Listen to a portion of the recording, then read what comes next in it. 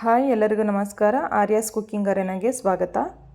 ನಾನಿವತ್ತು ಮಾಡ್ತಾ ಇರೋಂಥ ರೆಸಿಪಿ ಬಂದು ರಾಗಿ ಅಂಬ್ಲಿನ ಮಾಡ್ತಾ ಇದ್ದೀನಿ. ಈ ಬೇಸಿಗೆ ಕಾಲದಲ್ಲಿ ದೇಹಕ್ಕೆ ತಂಪು ನೀಡುವಂಥ ಪೋಷಕಾಂಶಗಳಿಂದ ಸಮೃದ್ಧವಾಗಿರುವಂಥ ಆರೋಗ್ಯಕರವಾದ ರಾಗಿ ಅಂಬ್ಲಿನ ಮಾಡ್ತಾ ಇದ್ದೀನಿ. ಇದರಲ್ಲಿ ಕ್ಯಾಲ್ಶಿಯಂ ಇದೆ, ಐರನ್ ಇದೆ, ಹಾಗೆ ಜೀರ್ಣಕ್ರಿಯೆಗೆ ಸಹಾಯ ಮಾಡುತ್ತೆ, ಹಾಗೆ ದೇಹಕ್ಕೆ ತಂಪು ಕೂಡ. ಬನ್ನಿ ಇವಾಗ ಹೇಗೆ ಮಾಡೋದು ಅಂತ ನೋಡೋಣ. ನಾನಿಲ್ಲಿ ಒಂದು ಬಾಣಲಿನ ತೊಗೊಂಡು 2 ಲೋಟ ಅಷ್ಟು ನೀರು, ಹಾಗೆ 1 ಕಪ್ಪಷ್ಟು ರಾಗಿ ಹಿಟ್ಟು, ಅರ್ಧ ಟೇಬಲ್ ಸ್ಪೂನಷ್ಟು ಉಪ್ಪನ್ನ ಹಾಕಿ ಚೆನ್ನಾಗಿ ಮಿಕ್ಸ್ ಮಾಡ್ಕೊತಾ ಇದ್ದೀನಿ. ನೋಡಿ, ಒಂದು ಸ್ವಲ್ಪನೂ ಗಂಟಿಲ್ಲದೆ ಇರೋ ಥರ ಚೆನ್ನಾಗಿ ಮಿಕ್ಸ್ ಮಾಡಬೇಕು. ನೋಡ್ತಾ ಇದ್ದೀರಾ, ಇವಾಗ ಒಂದು ಗಂಟಿಲ್ಲದೆ ಇರೋ ಥರ ಚೆನ್ನಾಗಿ ಮಿಕ್ಸ್ ಮಾಡಿದ್ದೀನಿ. ಹೊಸದಾಗಿ ಯಾರ್ಯಾರು ನಮ್ಮ ಚಾನಲ್ನ ನೋಡ್ತಾ ಇದ್ದೀರಾ ಪ್ಲೀಸ್ ಸಬ್ಸ್ಕ್ರೈಬ್ ಮಾಡಿ, ಹಾಗೆ ಪಕ್ಕದಲ್ಲಿರೋವಂಥ ಬೆಲ್ ಐಕನ್ನ ಪ್ರೆಸ್ ಮಾಡಿ. ನೆಕ್ಸ್ಟ್ ಇವಾಗ ಸ್ಟವ್ ಆನ್ ಮಾಡಿ ಮಿಕ್ಸ್ ಮಾಡಿ ಇಟ್ಕೊಂಡಿರೋ ಅಂಥ ರಾಗಿ ಹಿಟ್ಟಿನ ಪಾತ್ರೆನ ಇಡ್ತಾ ಇದ್ದೀನಿ. ನೋಡಿ, ಇದೇ ಥರ ಕೈ ಬಿಡದೆ ಮಿಕ್ಸ್ ಮಾಡ್ತಾನೆ ಇರಬೇಕು, ಇಲ್ಲಾಂದರೆ ಗಂಟಾಗುವಂಥ ಚಾನ್ಸಸ್ ಇರುತ್ತೆ. ಯಾಕೆ ಅಂದರೆ ಮಿಕ್ಸ್ ಮಾಡಲಿಲ್ಲ ಅಂದರೆ ಹಿಟ್ಟೆಲ್ಲ ತಳದಲ್ಲಿ ಕೂತ್ಬಿಡುತ್ತೆ. ಹಾಗಾಗಿ ಇದೇ ಥರ ಮಿಕ್ಸ್ ಮಾಡ್ತಾ ಚೆನ್ನಾಗಿ ಬೇಯಿಸ್ಕೋಬೇಕು.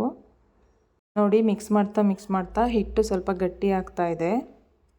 ಹಿಟ್ಟನ್ನ ಚೆನ್ನಾಗಿ ಬೇಯಿಸ್ಕೊಳ್ಳೋವರೆಗೂ ಕೈ ಬಿಡ್ದಂಗೆ ಮಿಕ್ಸ್ ಮಾಡ್ತಾನೆ ಇರಬೇಕು. ನೋಡಿ, ಒಂಚೂರು ಗಂಟಿಲ್ಲದೆ ಇರೋ ಥರ ಚೆನ್ನಾಗಿ ಹಿಟ್ಟು ಬೇಯ್ತಾ ಇದೆ.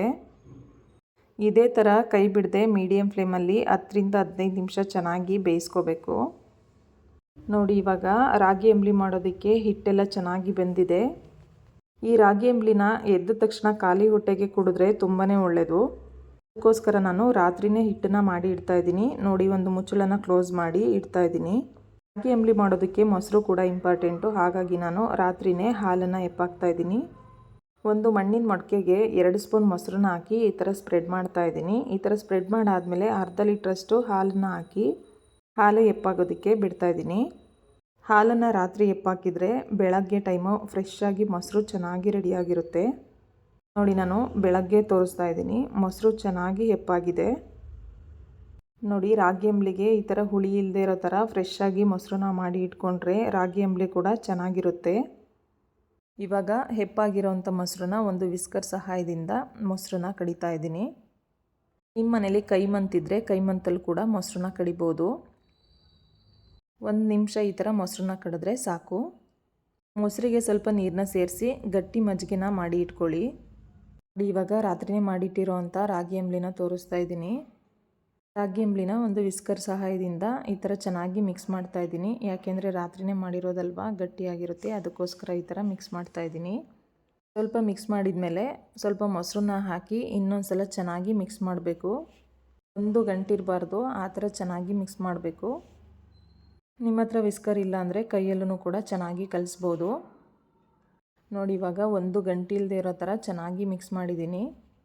ಆರೋಗ್ಯಕರವಾಗಿ ತುಂಬ ಈಸಿಯಾಗಿ ಮಾಡ್ಕೊಳ್ಳೋವಂಥ ರೆಸಿಪಿ ಇದು. ನೋಡಿ, ಇಷ್ಟು ಮಿಕ್ಸ್ ಮಾಡಿದ ಮೇಲೆ ಗಟ್ಟಿ ಮಜ್ಜಿಗೆನ ಮಿಕ್ಸ್ ಮಾಡ್ತಾ ಇದ್ದೀನಿ. ಮಜ್ಜಿಗೆನ ಹಾಕಿ ಮಿಕ್ಸ್ ಮಾಡಿದ ಮೇಲೆ ಅರ್ಧ ಟೇಬಲ್ ಸ್ಪೂನ್ ಉಪ್ಪು, ಹಾಗೆ ಅರ್ಧ ಟೇಬಲ್ ಸ್ಪೂನ್ ಜೀರಿಗೆ ಪುಡಿನ ಹಾಕಿ ಚೆನ್ನಾಗಿ ಮಿಕ್ಸ್ ಮಾಡಬೇಕು. ಒಂದು ವೇಳೆ ಜೀರಿಗೆ ಪುಡಿ ಇಲ್ಲ ಅಂದರೆ ಜೀರಿಗೆನ ಕುಟ್ಟಿ ಹಾಗೆಯೇ ಹಾಕ್ಬೋದು. ನೋಡಿ, ಇಷ್ಟು ಮಿಕ್ಸ್ ಮಾಡಿದ ಮೇಲೆ ಈರುಳ್ಳಿನ ಚಿಕ್ಕ ಚಿಕ್ಕದಾಗಿ ಕಟ್ ಮಾಡಿ ಇಟ್ಕೊಂಡಿದ್ದೆ, ಅದನ್ನು ಕೂಡ ಹಾಕಿ, ಹಾಗೆ 1 ಹಸಿಮೆಣಸಿನ್ಕಾಯಿ ಹಾಗೆ ಕೊತ್ತಂಬರಿ ಸೊಪ್ಪನ್ನ ಹಾಕಿ ಚೆನ್ನಾಗಿ ಮಿಕ್ಸ್ ಮಾಡ್ಕೋಬೇಕು. ನೋಡಿ, ಈ ಥರ ಒಂದು ಸ್ಪೂನಲ್ಲಿ ಮಿಕ್ಸ್ ಮಾಡಿದರೆ ರಾಗಿ ಅಂಬ್ಲಿ ರೆಡಿಯಾಗುತ್ತೆ. ಇವಾಗ ಮಡಕೆಗೆ ಹಾಕಿ ತೋರಿಸ್ತಾ ಇದ್ದೀನಿ. ಈ ರಾಗಿ ಅಂಬ್ಲಿ ರೆಸಿಪಿ ನಿಮಗೆ ಇಷ್ಟ ಆಗಿದರೆ ಒಂದು ಲೈಕ್ ಮಾಡಿ, ಹೈಪ್ ಬಟನ್ನ ಕ್ಲಿಕ್ ಮಾಡಿ, ಪಾಯಿಂಟ್ಸ್ನ ಕೊಡಿ. ಹಾಗೆ ಮತ್ತಷ್ಟು ಈಸಿ ರೆಸಿಪೀಸ್ಗೆ ಆರ್ಯಾಸ್ ಕುಕ್ಕಿಂಗ್ ಅರೇನಾ ಚಾನಲ್ನ ಸಬ್ಸ್ಕ್ರೈಬ್ ಮಾಡಿ, ಹಾಗೆ ಪಕ್ಕದಲ್ಲಿರುವಂಥ ಬೆಲ್ ಐಕನ್ನ ಪ್ರೆಸ್ ಮಾಡಿ. ಎಲ್ಲರೂ ಹೀಗೆ ಸಪೋರ್ಟ್ ಮಾಡ್ತಾಯಿರಿ. ನೋಡಿ, ಕೊನೆಯದಾಗಿ ಈರುಳ್ಳಿ ಮತ್ತು ಕೊತ್ತಂಬರಿ ಸೊಪ್ಪನ್ನ ಹಾಕಿದರೆ ರಾಗಿ ಅಂಬ್ಲಿ ರೆಡಿ ಆಗುತ್ತೆ. ಎಲ್ರಿಗೂ ಧನ್ಯವಾದಗಳು. Thank you all. Thanks for watching.